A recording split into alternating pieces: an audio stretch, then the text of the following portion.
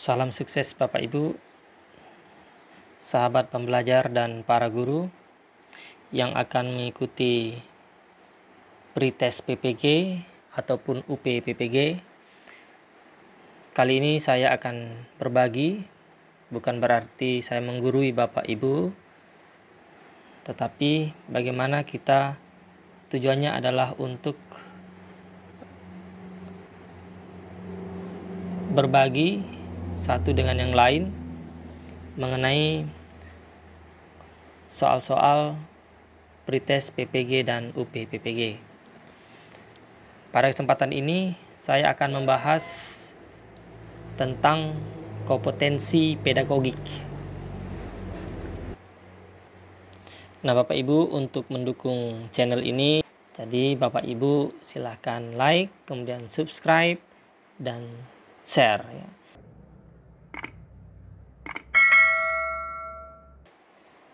Untuk mendapatkan soal-soal yang berhubungan dengan pretest PPG dan UP PPG selanjutnya. Number 1. Seorang siswa diminta untuk mengidentifikasi masalah yang mereka hadapi, lalu masalah itu didiskusikan dalam kelompok untuk mendapatkan solusinya. Ilustrasi ini berkaitan dengan perkembangan A. Kemampuan kognitif, B. Kemampuan interaksional, C. Kemampuan integrasi diri, D. Kemampuan komunikatif. Jawaban yang benar adalah kemampuan kognitif. Number 2. Kemampuan berpikir untuk mengoperasikan kaidah-kaidah logika tapi masih terkait dengan objek-objek bersifat konkret merupakan ciri-ciri kemampuan anak berusia A. 0-2 tahun, B. 2-7 tahun, C. 7-11-12 tahun, D. 11-12 sampai dengan 14 atau 15 tahun. Jawaban yang benar adalah C. 7-11 atau 12 tahun.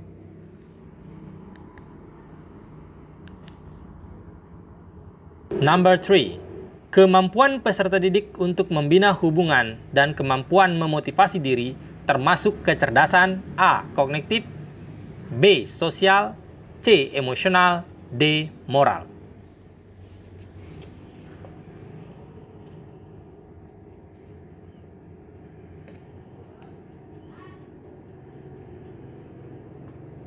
Jawaban yang benar adalah emosional. Number 4. Seorang peserta didik mampu mendengarkan informasi yang disampaikan oleh guru, tetapi pada saat ditanya, ia tidak mengerti apa yang ia dengar. Peserta didik tersebut mengalami kesulitan atau gangguan belajar dalam hal A. Kesulitan akademis, B. Gangguan simbolik, C. Gangguan non-simbolik, D. Gangguan sosial.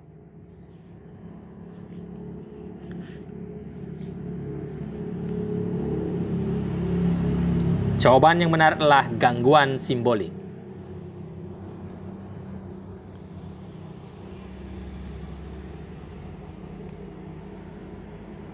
Number 5. Perbedaan antara konseling dan wawancara terletak pada maksud dan tujuannya.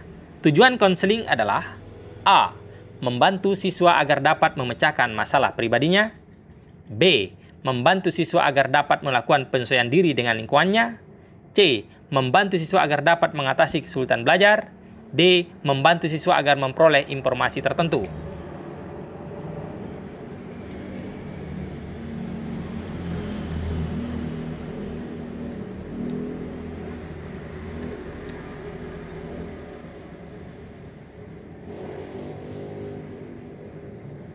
Jawaban yang benar adalah membantu siswa agar dapat mengatasi kesulitan belajar. C.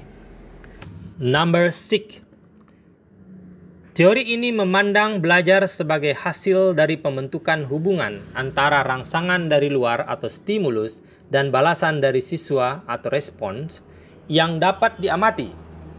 Semakin sering hubungan atau bonds antara rangsangan dan balasan terjadi, maka akan semakin kuatlah hubungan keduanya atau law of exercise. Teori belajar yang dimaksud adalah A. Behaviorisme, B. Humanistik, C. Cybernetik, D. Konstruktivisme. Jawaban yang benar adalah A. Behaviorisme.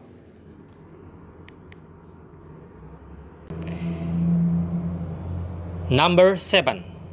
Di dalam proses pembelajaran, para siswa dihadapkan dengan situasi di mana ia bebas untuk mengumpulkan data, membuat dugaan, hipotesis, mencoba-coba trial and error, mencari dan menemukan keteraturan atau pola, menggeneralisasi atau menyusun rumus beserta bentuk umum, membuktikan benar tidaknya dugaan itu. Hal ini merupakan penerapan teori belajar. A. Cybernetik, B. Humanistik, C. Behaviorisme, D. Konstruktivisme.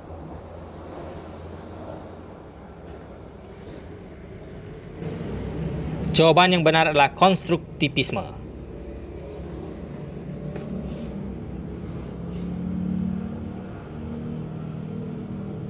Number 8. Menurut teori ini, peranan guru dalam pembelajaran adalah sebagai fasilitator, motivator, dan memberikan kesadaran mengenai makna kehidupan pada siswa. Teori belajar ini berusaha memahami perilaku belajar dari sudut pandang pelakunya, bukan dari sudut pandang pengamatnya.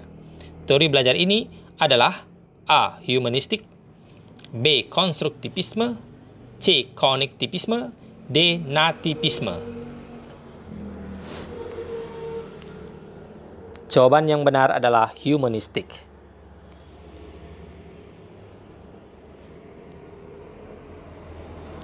Number 9. Pada masa kini, siswa dituntut untuk dapat belajar setiap saat dan bisa terjadi dimanapun. Hal ini terjadi karena kemajuan teknologi yang memungkinkan belajar jarak jauh dalam jaringan atau online. Pernyataan di atas sejalan dengan teori belajar A. Cybernetik, B. Konstruktivisme, C. Behaviorisme, D. Kognitivisme.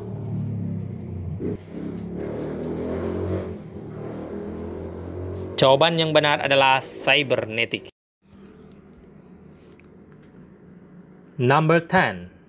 Pendapat yang menyatakan bahwa pengetahuan atau pengalaman yang baru dapat terkait dengan pengetahuan lama yang sudah ada di dalam struktur kognitif seseorang adalah teori belajar. A. Behaviorisme, B. Konstruktivisme, C. Kognitivisme, D. Cybernetik. Jawaban yang benar adalah kognitivisme.